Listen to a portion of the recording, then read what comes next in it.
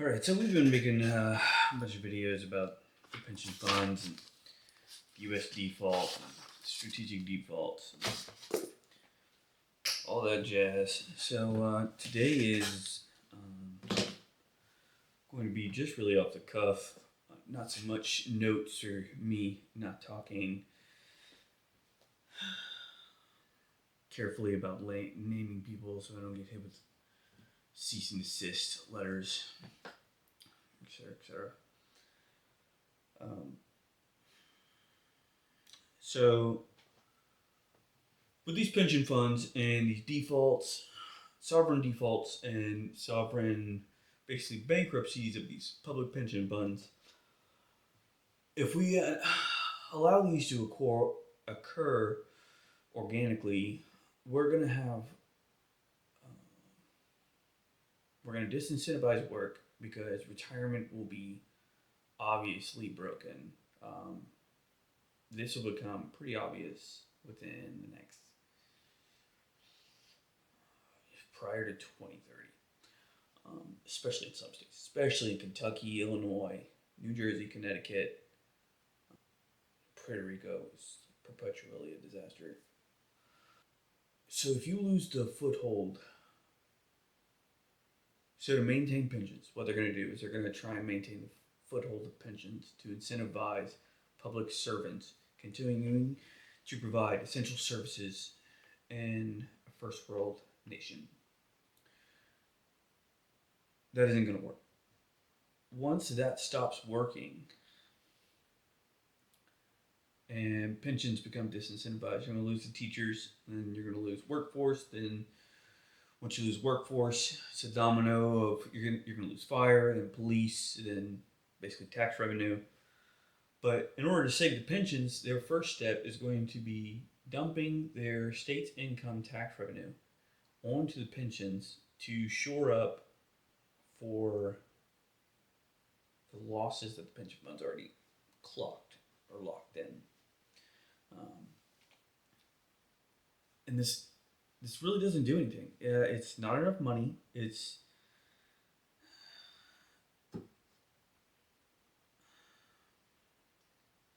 the debt. The debt burden is too high. The It's just not enough. There's no way the tax revenues from individual states or even the federal government, without a massive print, is going to save the pension funds. And then in 2032, then you're going to run into federal pension fund problems. Realistically, I'd be surprised if we get to July 2032. You basically have the conditions for what really could be considered World War III that's going to be occurring in most developed nations pretty much simultaneously. And World War III isn't going to be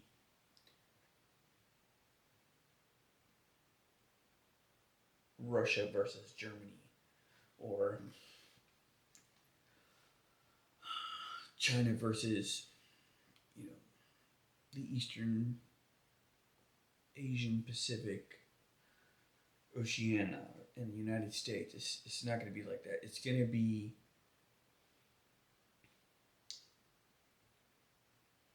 a non-conventional army contest where people are not going to take up standing entrenching lines because it is faster and more sound to maintain entrenchable positions. So the government is going to have to try and maintain its position, but its adversary is basically going to move around like an insurgency. And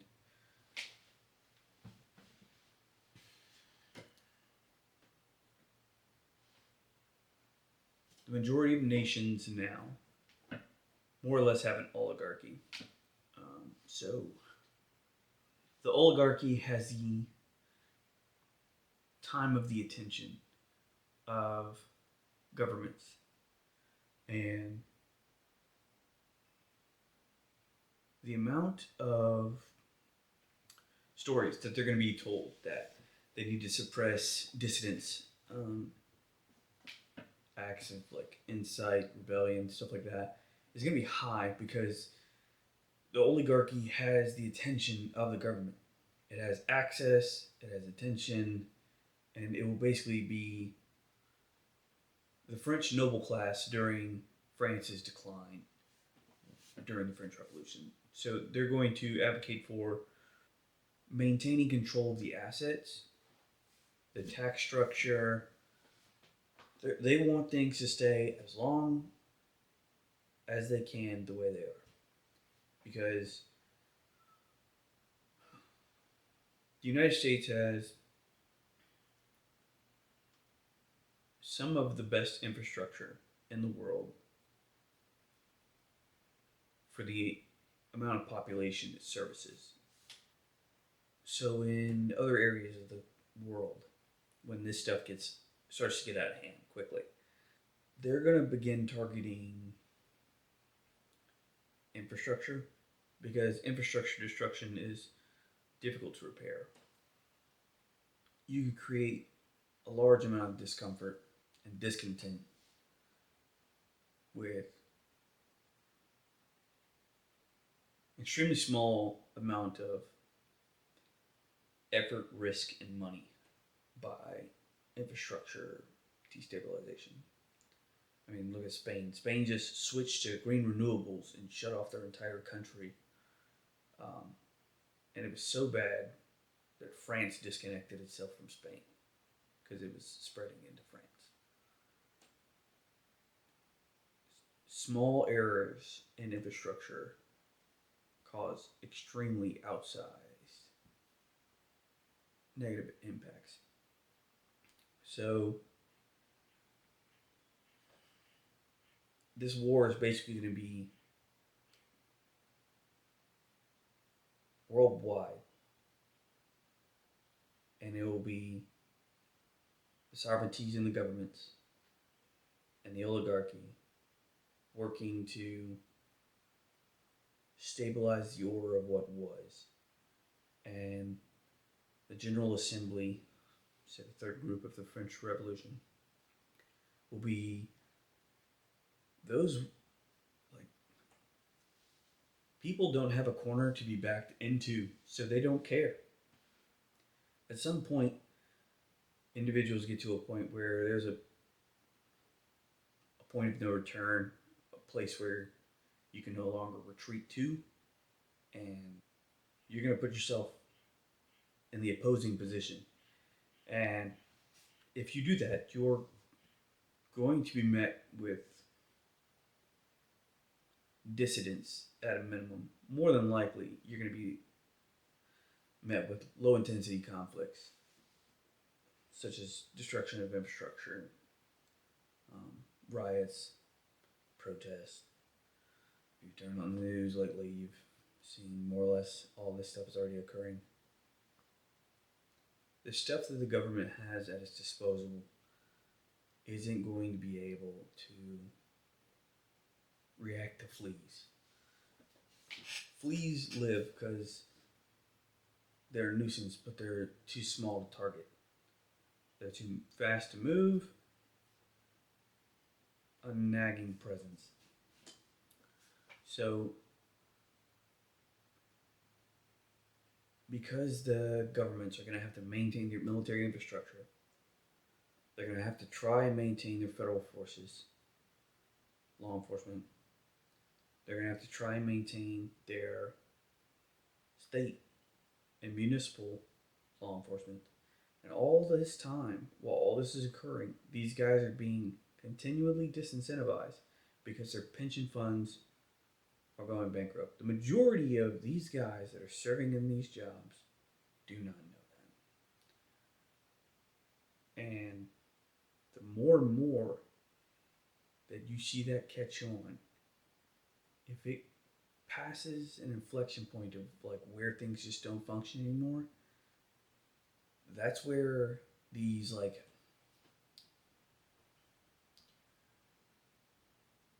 low intensity civil wars have the ability to escalate into a conventional versus insurgency kind of paradigm. if you haven't seen how that's gone for the United States pretty much ever, um, Vietnam lost, Iraq, turn on the news. Does it look like a success story? Does Afghanistan look like a success story? And these people are not idiots, but they're not the sharpest tools in the shed. And we have 2.5 decades of soldiers with experience in combat. And I can assure you that anyone who did a deployment prior to 2016 has far better experience than anyone who really came after, minus the rare units that were rotated into. This World War III is going to be like a tax on efficiency of the remaining infrastructure. Luckily, the United States is probably going to be the last remaining nation of infrastructure to the point because it has the largest standing army. The problem with that is the insurgents will have learned what is an effective methods from watching other nations slide. Um, some nations that are probably gonna go are France. You know, you just had the opposition's political leader just imprisoned in France.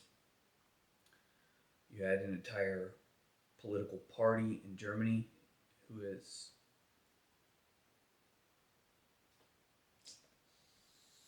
so,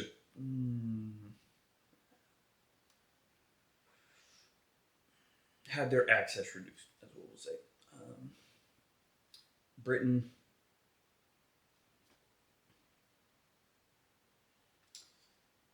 look at videos. Not really going to get into details on Britain.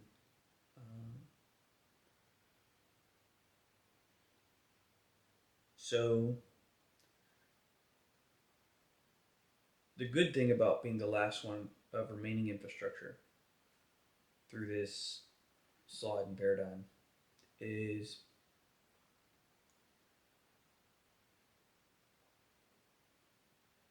there will be less likely a flight of wealth from this country to other countries unless it is some like angel investor type maneuver where someone's going to move to some medium size city in some country and they can basically double the economy of that city, which we have plenty of individuals in the United States that can do that. Ultra high net worth individuals, and they can basically create opportunity to an extent to where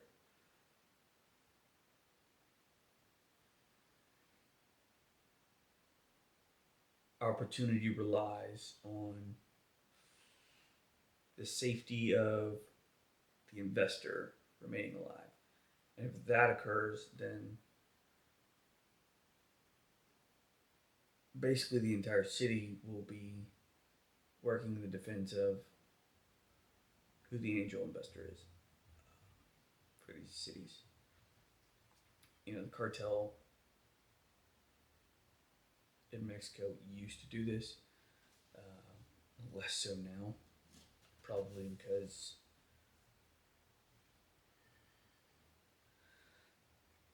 individuals with training in how to conduct kill chain networks of leadership are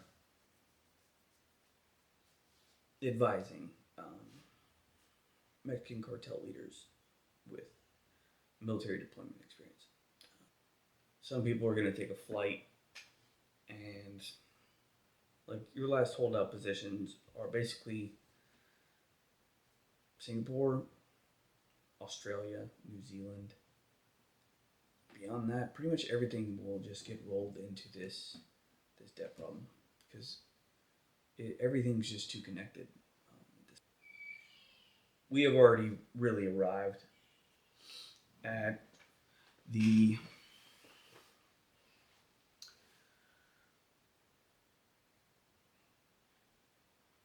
Civil War position in the United States. So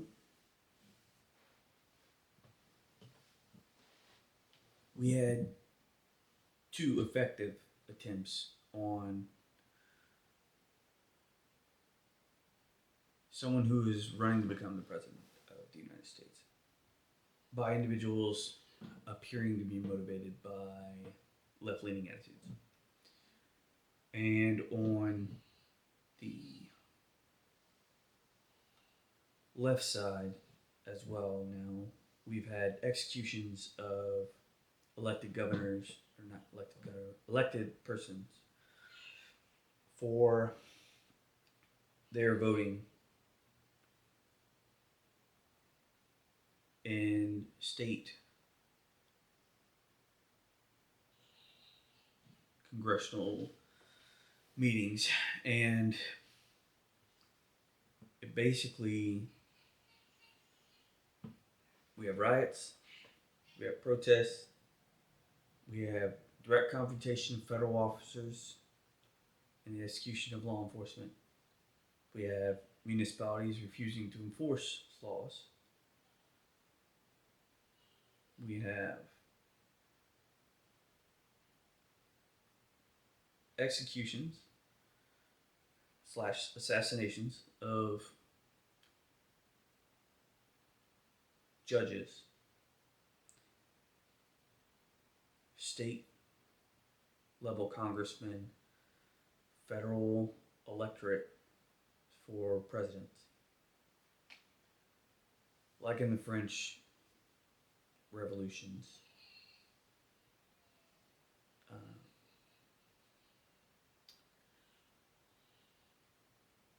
the middle ground is more where I reside on political leading. But in France, during the revolutions, the middle ground people who were moderates were the ones who were killed the most. And you can see that with the Minnesota or Michigan executions of Democratic elected officials by registered Democrats.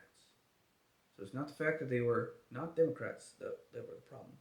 It's the fact that they were traitors in the eyes of the assassins or co-conspirators. And this kind of language and actions really hasn't been around to this extent since more or less the Civil War and the Revolutionary War in the United States. To this pace, you had federal judges up in Washington, D.C. getting assassinated and their families being assassinated for the cases they were assigned to.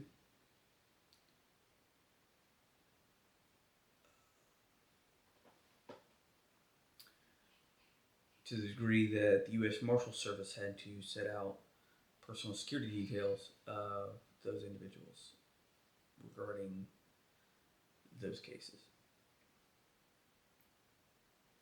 So this tempo is building.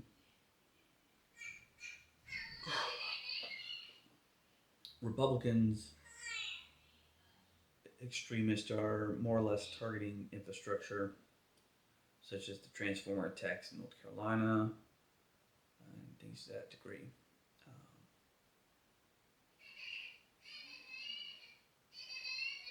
it is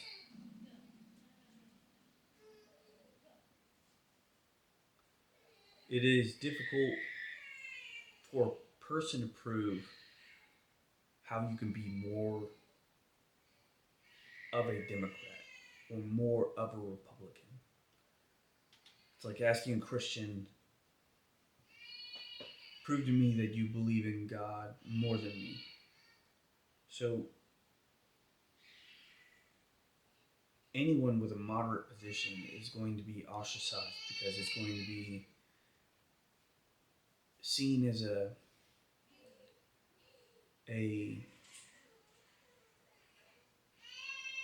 large degree of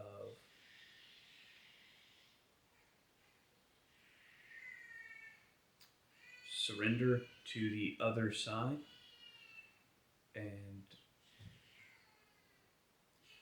that's where all this internal division, even within the Democrat Republican parties, are going to come from. They're partially going to devour themselves from infighting within because they're going to say, you don't believe enough of the way I believe.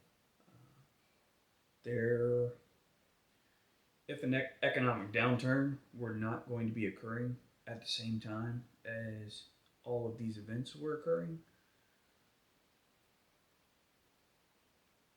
in 2028, there could possibly be room for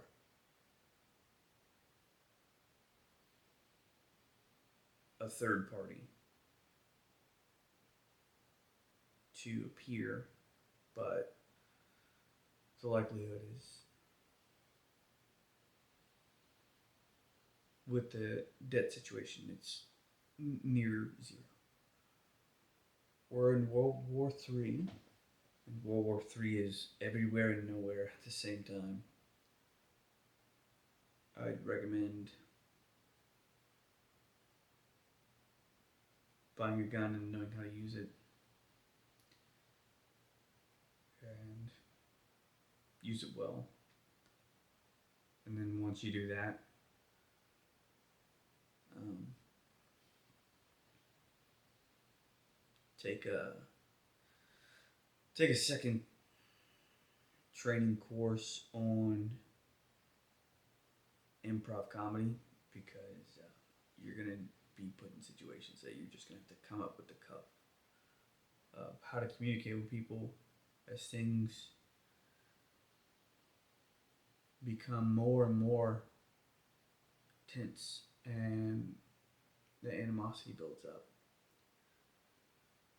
You know, part of these animosities are going to be ideological, but the resource depletion of people's time, money, and energy are really going to eat at people, and patience is going to be in short supply through all of this. So,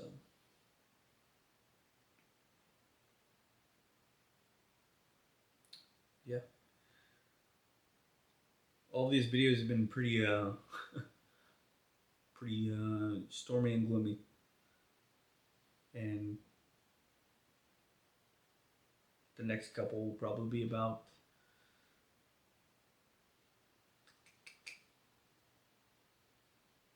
ways to mentally combat that as things progress down this basically timeline pathway. Because by all accounts, it looks like we're going to continue toward business as usual. There appears to be no meaningful new direction of anyone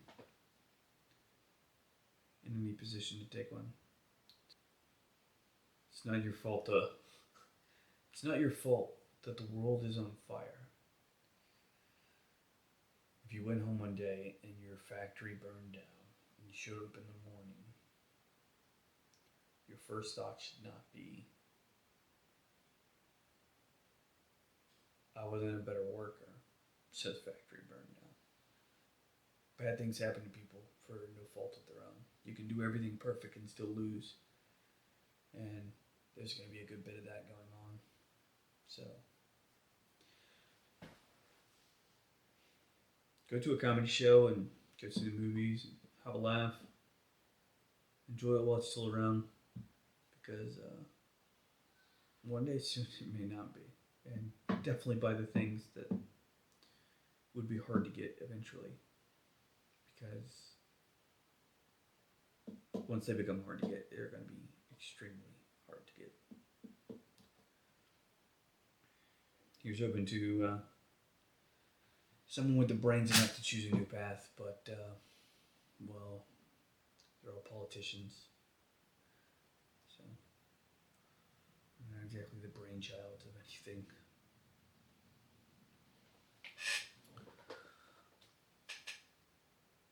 Until next time.